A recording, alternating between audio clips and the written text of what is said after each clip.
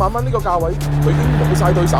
賣完首波性能車福特福克斯 ST 2.0T 250匹6速棍仔，中出排氣，戰鬥格嘅外觀，原車要吸好座椅，再睇埋個3面錶，哇！呢個咪就係小鋼炮嘅標準配置咯。